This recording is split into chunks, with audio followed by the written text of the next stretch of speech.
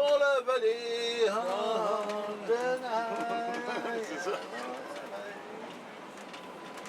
Imagine-toi, avant c'était un lac. On peut entendre les... Hein?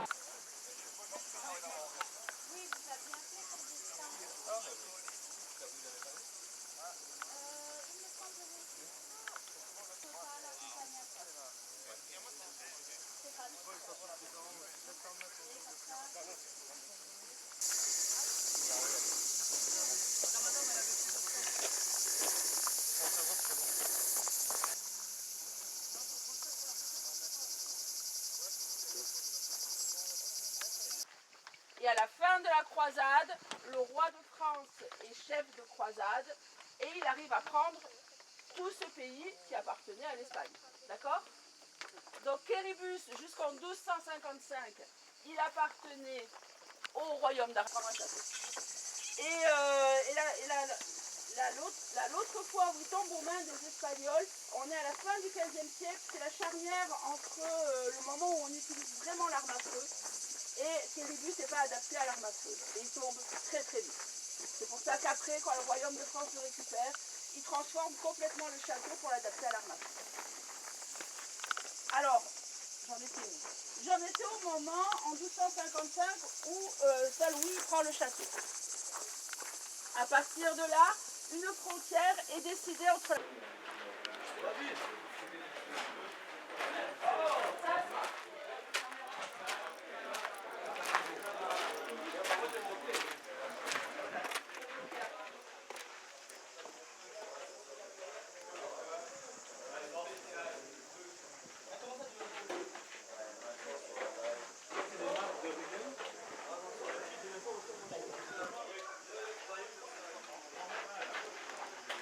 Alors, assez rapide. Une vingtaine d'années. Mais c'est une grosse équipe. Ils travaillent entre 80 et...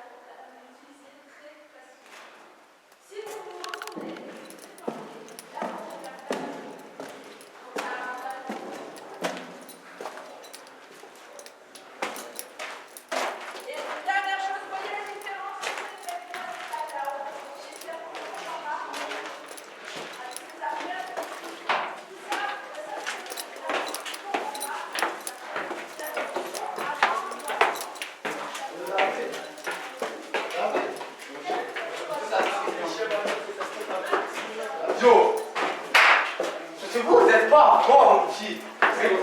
Mettez-vous en forme.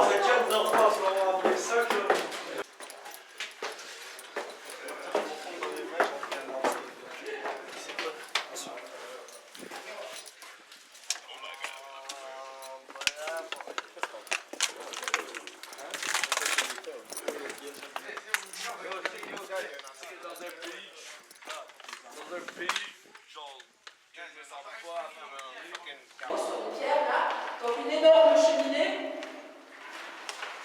les petites fenêtres carrées éclairaient la cave, les grandes fenêtres à meneaux, elles éclairaient la salle principale et elles étaient fermées avec des volets intérieurs en bois.